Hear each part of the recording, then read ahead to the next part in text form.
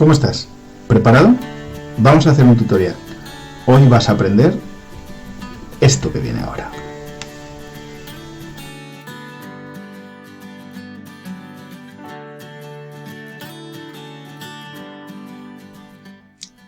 Terminamos esta serie y esta unidad con un aspecto muy importante que no podemos dejar de lado, ¿no? Que es también el compromiso ético con la desigualdad y las personas que sufren, ¿no? Hay que analizar bastantes elementos, pero vamos a empezar por ¿qué es la distribución de la renta? Pues por ese término entendemos la forma, cómo se reparte la riqueza generada a partir de la actividad económica de un país, ¿no? Cómo cogemos la riqueza que hay en todo un país y ver pues cómo se reparte, cuántas personas disfrutan de qué porcentaje de riqueza, ¿no? Bien, se puede analizar de modo sectorial, es decir, sector primario, sector secundario, sector terciario. También se puede de un modo más territorial, pues por comunidades, por ciudades, ¿no?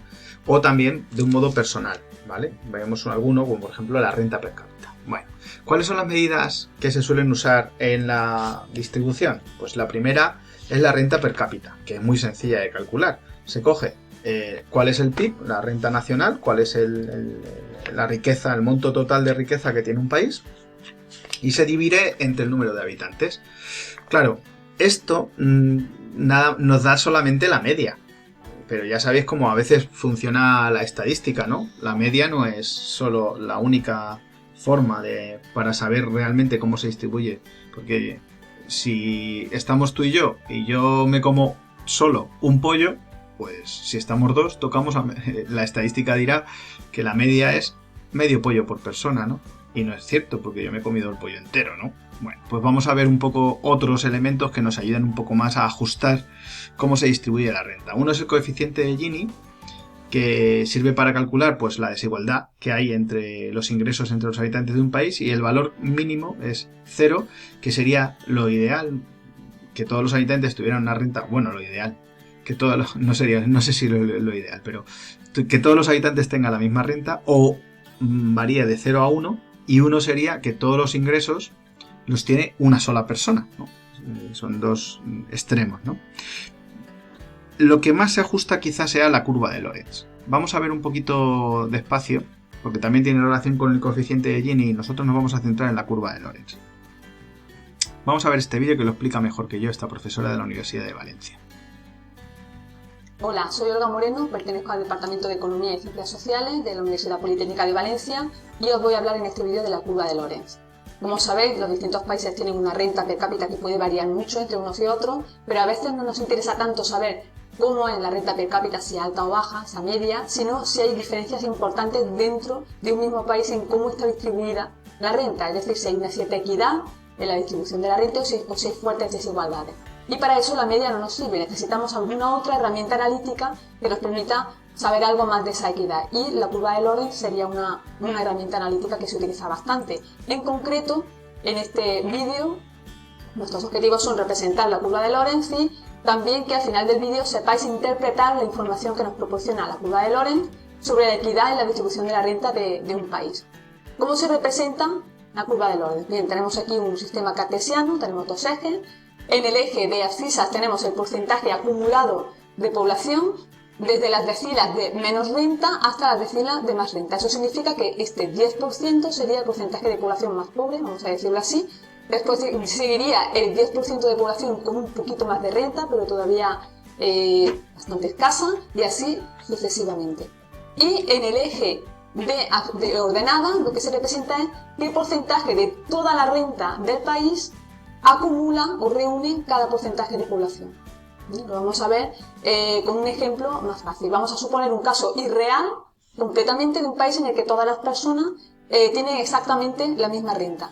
En un caso como este, da igual colocar a un individuo en esta decila o en cualquier otra. Ese 10% de población, ¿qué porcentaje de toda la renta tendrá? Lógicamente tendrá un 10%, es decir, le corresponderá su parte proporcional del pastel. El 20% de la población tendrá el 20% de la renta del país, y así sucesivamente. Eso sería una curva de Lorenz, en este caso sería una recta que representa un país con una equidad perfecta. Como sabemos, eso no existe en la realidad, así que vamos a hacer una curva de Lorenz que sea más cercana a lo que es un país real. Por ejemplo, ese podría ser un punto. Aquí tenemos el 10% de población de menor renta. Lógicamente, entre todos no van a reunir el 10% de la población, perdón, de la renta, sino que van a reunir menos, a lo mejor no llegan al 5%. Ese podría ser otro punto. El 30% de la población de menos renta, pues a lo mejor entre todos reúnen el 10% de la renta del país. El 70% de la población a lo mejor no llega a la mitad aproximadamente. Y luego lo que sí está claro es que el 100% de la población del país entre todos tienen que reunir el total de la renta del país. Luego ahí tenemos la curva de Lorenz. Lógicamente, cuanto más se aleje la curva de Lorenz de la equidad perfecta, más desigualdad habrá en ese país. Aquí tenemos otro ejemplo de una curva de Lorenz de un país donde habría más desigualdad. Fijaos en ese punto. El 90% de la población, lo tenéis aquí, entre todos, prácticamente todos, reúnen el 30% de la renta del país. Y el 10% restante reuniría casi toda. Ese sería el punto correspondiente en la curva anterior. Como veis, el 90% de la población reúne el 80% de la renta, lo cual es bastante más equitativo. ¿Cómo sería el país más desigual posible, llevándolo al extremo, también irreal? Pues esa sería la situación de desigualdad perfecta. Sería una situación en la que todos los individuos del país no tendrían nada, sería esa línea horizontal, y el último individuo pues sería el que lo tendría todo. Todas las curvas de Lorenz de los distintos países oscilarían entre la línea de equidad perfecta y de desigualdad perfecta. En definitiva, la curva de Lorenz sirve para ilustrar gráficamente de una forma sencilla el grado de equidad en la distribución de la renta de un país, y un país será más igualitario cuanto más se acerque esa curva de Lorenz a la bisectriz. Bueno, pues estos son los datos. Y mira, aquí los datos que he podido recopilar, tienes ahí las referencias, son mirando un poco España, pues ves un poquito el gráfico de la izquierda, donde percibes pues que hay una gran desigualdad porque hay mucha distancia, ¿no?, entre la renta. De hecho,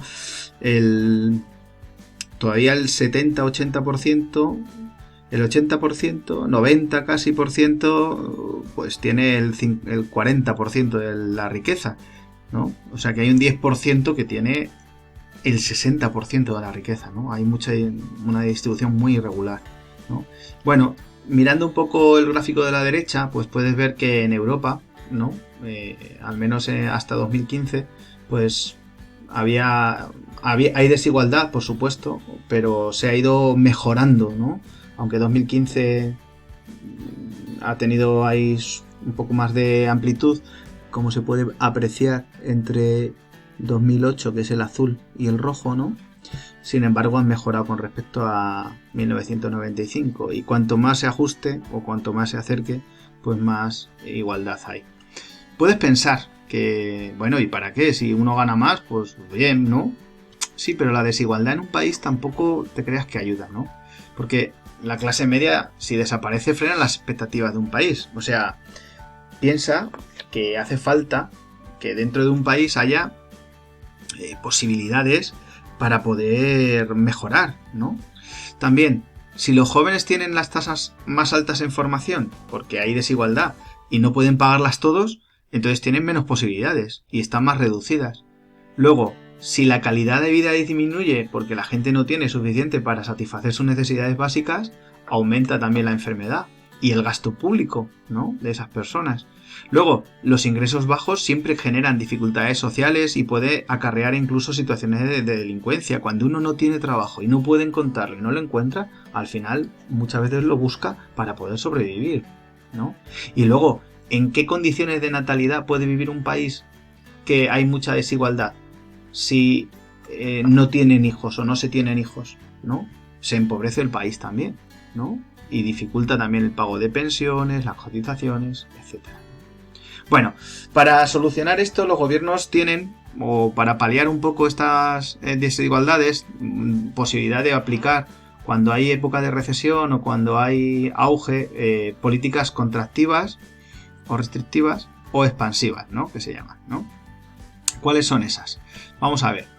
Pues mientras que en torno al gasto público, las expansivas lo que hacen es aumentarlo, las contractivas lo reducen. Los impuestos. Las políticas contractivas, es decir, o restrictivas, lo que hacen es disminuir, o sea, aumentar los impuestos para poder tener más ingresos y poder pagar deuda. Se produce un mayor consumo porque la gente tiene más renta, pero claro, se hace un freno en la demanda. Y el aumento del nivel de empleo también se produce porque al consumir más se genera más trabajo, ¿no? ¿Qué pasa? Claro, así a simple vista uno dice, pues es mejor una política expansiva, pero en algunos momentos, para poder paliar la deuda y para poder salir de un bache, a lo mejor hay que aplicar en algunos momentos algunas políticas contractivas o restrictivas, pero es evidente que no se pueden mantener en el tiempo, ¿no? ¿Cuáles son las acciones del Estado para paliar las dificultades? Pues mira, así te las resumo muy rápido. Algunas. Disminuir la igualdad. Estamos en un estado de bienestar. Y entonces la desigualdad tiene que ser disminuida para que todos contribuyan. Entonces, si hay que hacer recortes para darle dinero a unas personas, pues se tienen que hacer. Luego, la imposición progresiva, o sea, que los impuestos sean de manera progresiva. Los que más tienen, pues más pagan. Es una cosa bastante lógica, ¿no? Y luego, emitir ayudas, transferencias públicas para las personas más vulnerables. Huérfanos, personas en situaciones de enfermedad, discapacidad, parados, pensiones. Todo eso lo tiene que solventar el Estado, ¿no? Y después, una buena oferta de calidad pública de bienes y servicios, ¿no? O sea, que haya bienes y servicios que estén a la altura de lo que necesitan los ciudadanos. Estas son algunas acciones que puede desarrollar el Estado. Bueno, pues espero que este tema te haya gustado y nos vemos pronto en el siguiente tema. Ánimo y a por todas.